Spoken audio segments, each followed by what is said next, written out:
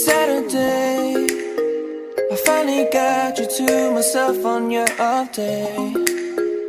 Oh yeah, I know a place where we can shut the whole world out and hide away. Oh wait, see the cold drinks have a sweeter taste whenever you're around, and whenever you're around, and the bed sheets feel a different way, and it feels good slowing down. Baiklah, assalamualaikum warahmatullahi wabarakatuh. Saya Madani Mubarak, BP 1022 dari kelompok 3, akan menjadi moderator dari kelompok 3 yang akan mempresentasikan mengenai landasan teoritis yang materinya akan dijelaskan oleh Salma Salsabila, Firma Asnifita, dan Pinata Christine. Baik, di sini saya akan menjelaskan teori legitimasi. Legitimasi masyarakat merupakan faktor strategis bagi perusahaan dalam rangka mengembangkan perusahaan ke depan. Hal ini dapat dijadikan sebagai wahana untuk mengkonstruksi strategis perusahaan dalam memosisikan perusahaan di tengah-tengah masyarakat yang semakin maju. Dengan ini, legitimasi merupakan manfaat atau sumber daya potensial bagi perusahaan untuk bertahan hidup. Degan, Robin, and Tobin menyatakan bahwa legitimasi masyarakat dapat diperoleh manakala terdapat kesesuaian perusahaan yang tidak mengganggu atau sesuai dengan eksistensi sistem nilai masyarakat dan lingkungannya. Teori legitimasi dianalisis dari sebuah perspektif manajerial yang difokuskan pada berbagai strategis manajer yang dapat memilih legitimasi yang diharapkan.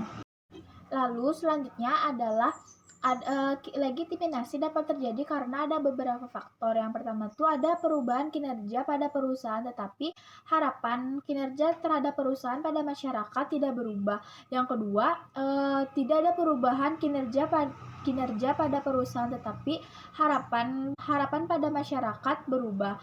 Lalu yang terakhir adalah kinerja perusahaan dan harapan masyarakat berubah ke arah yang berbeda. Lalu, aktivitas organisasi perusahaan hendaknya sesuai dengan nilai sosial lingkungan. Ada dua dimensi agar perusahaan memperoleh dukungan legitimasi. Yang pertama tuh, aktivitas organisasi perusahaan harus sesuai dengan sistem nilai masyarakat. Yang kedua, aktivitas perusahaan hendaknya mencerminkan nilai-nilai sosial. Upaya yang dilakukan oleh perusahaan dalam rangka mengelola legitimasi agar efektif. Yang pertama itu melakukan identifikasi dan komunikasi atau dialog terhadap publik. Yang kedua, melakukan komunikasi atau dialog tentang masalah nilai sosial masyarakat dan lingkungan, serta membangun persepsi tentang perusahaan. Yang ketiga, melakukan strategi legitimasi dan mengungkapkan terkait dengan CSR. Baiklah, saya Rimas Nivita. Di sini saya akan melanjutkan materi mengenai stakeholder teori. Stakeholder adalah semua pihak, baik pihak internal maupun pihak eksternal, yang akan mendapatkan pengaruh dari perusahaan, baik itu secara langsung maupun tidak langsung. Nah, stakeholder ini adalah individu ataupun kelompok yang memiliki hak legitimasi dan berpartisipasi dalam pengambilan keputusan yang akan diambil oleh perusahaan, karena di sini stakeholder ini akan mendapatkan pengaruh baik itu dari praktik, kebijakan maupun tindak operasional yang dilakukan oleh perusahaan. Nah, di sini perusahaan harus memperhatikan stakeholder, karena stakeholder ini akan mendapatkan atau akan mempengaruhi dan dipengaruhi baik secara langsung maupun tidak langsung terhadap kebijakan maupun aktivitas yang akan dijalankan oleh perusahaan. Nah, jika stakeholder ini diabaikan oleh perusahaan, bukan tidak mungkin stakeholder ini akan protes terhadap kebijakan yang diambil oleh perusahaan. Di sini ada 4 asumsi teori stakeholder. Yang pertama yaitu perusahaan memiliki banyak hubungan dengan kelompok ataupun stakeholder yang mempengaruhi dan dipengaruhi terhadap keputusan perusahaan. Yang kedua yaitu teori ini ditekankan pada hubungan antara proses maupun keluaran dari stakeholder dan perusahaan. Yang ketiga itu kepentingan legitimasi stakeholder di sini adalah nilai murni dan tidak ada yang mendominasi satu sama lain. Yang keempat yaitu teori ini ditekankan pada kebijakan manajerial, di mana kebijakan manajerial ini diambil untuk mempertimbangkan antara tujuan dari perusahaan dengan keberadaan dari perusahaan ini. Berdasarkan asumsi stakeholder, teori ini dapat disimpulkan bahwa perusahaan tidak dapat melepaskan diri dari lingkungan sosialnya. Nah, di sini perusahaan perlu menjaga legitimasi dari stakeholder dalam kerangka kebijakan maupun pengambilan keputusan agar perusahaan dapat mendapat dukungan dan pencapaian terhadap tujuan dari perusahaan tersebut. Perkenalkan, nama saya Winta Christine, BP 1810811020.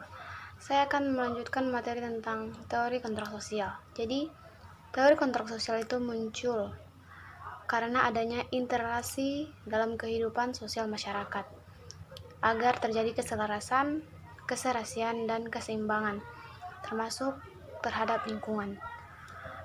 Kontrak sosial dibangun dan dikembangkan salah satunya untuk menjelaskan hubungan antara perusahaan dengan masyarakat.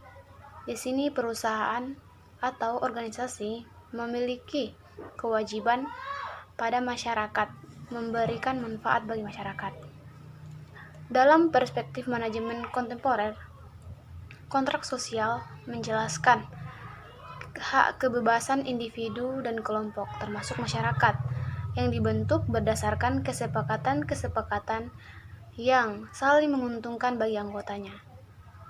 Dan untuk menjamin kelangsungan hidup dan kebutuhan masyarakat, kontrak sosial didasarkan pada yang pertama, hasil akhir atau output yang secara sosial dapat diberikan kepada masyarakat luas. Yang kedua, distribusi manfaat ekonomis, sosial atau politik pada sekelompok sesuai dengan kekuatan yang dimiliki. Terima kasih. Nilai materi yang saya sampaikan saya kembalikan kepada moderator. Terima kasih kepada penyaji. Demikianlah presentasi dari kelompok 3. Terlebih dan terkurang kami mohon maaf. Assalamualaikum warahmatullahi wabarakatuh.